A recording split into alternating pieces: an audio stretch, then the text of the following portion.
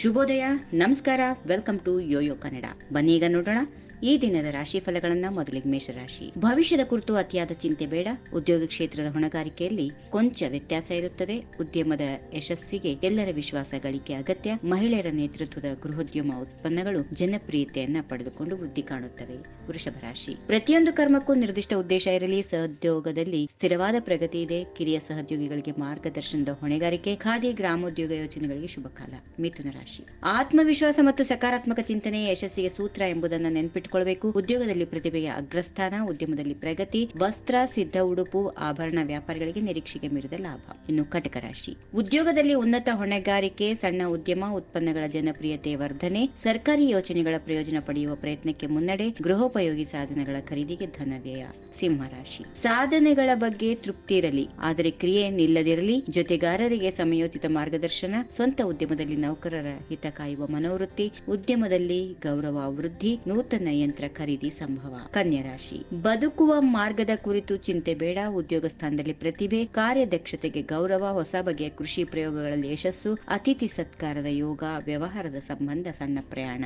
ತುಲಾ ರಾಶಿ. ಸಮಸ್ಯೆಗಳಿಗೆ ಬೆನ್ನು ತೋರಿಸಿ ಓಡದಿರಿ. ಉದ್ಯೋಗದಲ್ಲಿ ಸೂಕ್ತ ಗೌರವ ಪ್ರಾಪ್ತಿ. ಹಿತಶತ್ರುಗಳ ಪರಾಭವ. ಗುರುಸ್ಥಾನದಲ್ಲಿರುವ ಹಿರಿಯರು ಮನೆಗೆ ಆಗಮನ. ಹತ್ತಿರದ ದೇವತಾ ಸಾನ್ನಿಧ್ಯಕ್ಕೆ ಭೇಟಿಯಿಂದ ಮನಸ್ಸಿಗೆ ಸಮಾಧಾನ. ವೃಶ್ಚಿಕ ರಾಶಿ. ದೇಹದಾರುಢ್ಯ ಮನೋದಾರುಢ್ಯ ಕಾಯ್ದುಕೊಂಡು ಸಮಾಧಾನ ಇರುವಂತಹ ದಿನವಾಗಿರುತ್ತದೆ. ಉದ್ಯೋಗದಲ್ಲಿ ಯಥಾಸ್ಥಿತಿ ಇರುತ್ತದೆ. ಉದ್ಯಮಕ್ಕೆ ಎದುರಾಳಿಗಳ ಪೈಪೋಟಿ ಸಂಭವ. ಸರ್ಕಾರಿ ನೌಕರರಿಗೆ ವರ್ಗಾವಣೆಯ ಆತಂಕ. ಇನ್ನು ಧನುಸ್ ರಾಶಿ. ಪಟ್ಟು ಬಿಡದ ಪ್ರಯತ್ನದಿಂದ ಕಾರ್ಯ ಸಾಧನೆ. ಸಹೋದ್ಯೋಗಿಗಳಿಂದ ಪೂರ್ಣ ಸಹಕಾರ. ಸಣ್ಣ ಉದ್ಯಮ ಘಟಕದ ಸ್ಥಾಪನೆಗೆ ಮುಂದುವರೆದ ಪ್ರಯತ್ನ. ಖಾದಿ ಉಡುಪು ಉತ್ಪಾದಕರಿಗೆ ಆದಾಯ ವೃದ್ಧಿ. ಮಕರ ರಾಶಿ. ಮನಸ್ಸಿನ ಸಮತೋಲನದಿಂದ ಕಾರ್ಯಸಿದ್ಧಿ. ಉದ್ಯೋಗ ಸ್ಥಾನದಲ್ಲಿ ನಿಗದಿತ ಸಮಯಕ್ಕೆ ಕಾರ್ಯಗಳು ಮುಕ್ತಾಯ. ಸ್ವಂತ ಉದ್ಯಮದ ಉತ್ಪನ್ನಗಳ ಗುಣಮಟ್ಟ ಸುಧಾರಣೆ. ಆಭರಣ ವ್ಯಾಪಾರಿಗಳಿಗೆ ವರಮಾನ ವೃದ್ಧಿ. ಕುಂಭರಾಶಿ. ಕಾರ್ಯಭಾರದಿಂದ ಕುಗ್ಗದ ದೇಹ ಹಾಗೂ ಮನಸ್ಸು ಏಕಕಾಲಕ್ಕೆ. ಹಲವು ಕ್ಷೇತ್ರಗಳಿಂದ ಕರ್ತವ್ಯದ ಕರೆ. ಸಾಮಾಜಿಕ ವಲಯದ ಆಪ್ತರಿಂದ ಸಹಾಯದ ಕೊಡುಗೆ. ಉದ್ಯೋಗ ಸ್ಥಾನದಲ್ಲಿ ಕಿರಿಯರಿಗೆ ಸಹಾಯ.